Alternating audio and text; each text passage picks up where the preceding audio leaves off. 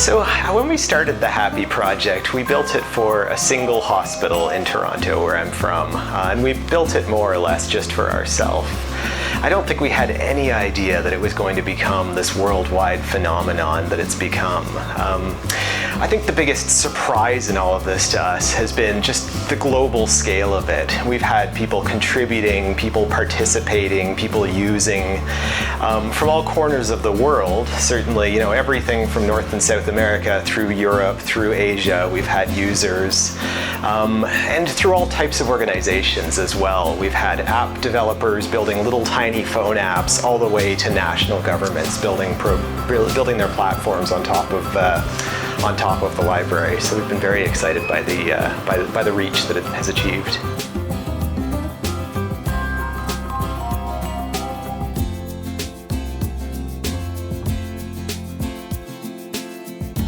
So in terms of the contribution that FHIR brings to the problem of interoperability, a little part of it is technology. FHIR is a new technological approach. It's based on modern technology. It's easy to learn. It's easy to adopt. And those are all good things, of course. I think the much bigger contribution, though, is the community aspect of FHIR itself. FHIR today is a global community of interoperability developers with representation from all parts of the world and representation from many companies that are even arch rivals have all come to the table. So it's just become this giant sort of melting pot of ideas from around the world that are sort of working together to solve a truly global problem.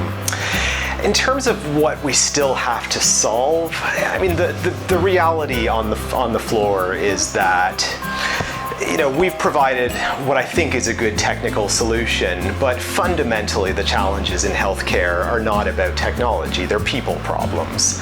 Around the world, of course, healthcare is practiced very differently. The way that we deliver healthcare in Canada would be very different from the way it's delivered here in Argentina. But the challenges are the same. Everybody is short of money, wait lists are long everywhere you go in the world.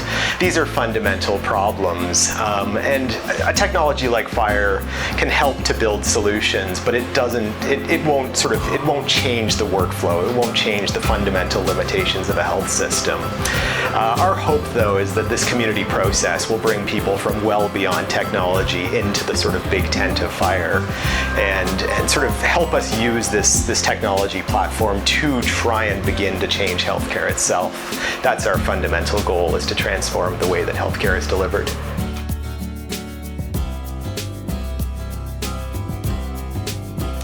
So my personal dream project for the next 5 years involves patient empowerment. This is a very hot topic in international forums right now, and it's one that I certainly see the value to.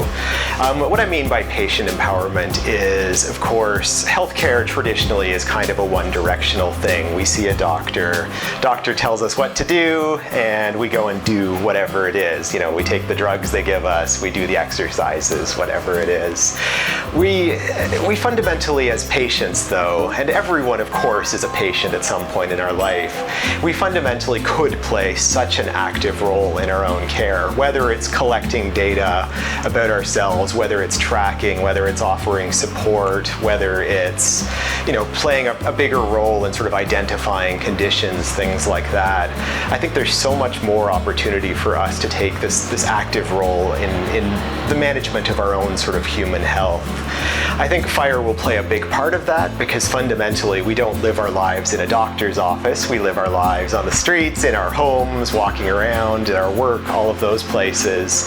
The idea that health data is being generated constantly and is interoperable, it follows us around everywhere we visit, I think that's a dream.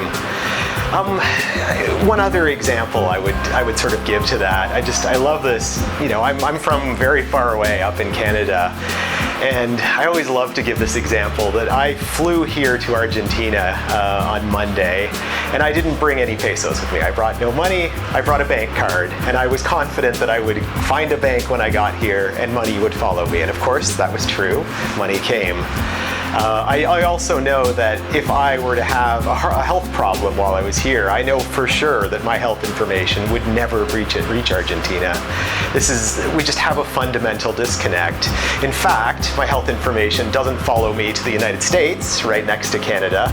It doesn't follow me to Quebec, which is the province in Canada right next to where I live. So we have a long way to go. I'm certain that you have faced the exact same challenges here. The whole world faces these challenges. So I think we have a lot of catching up to do in the health industry.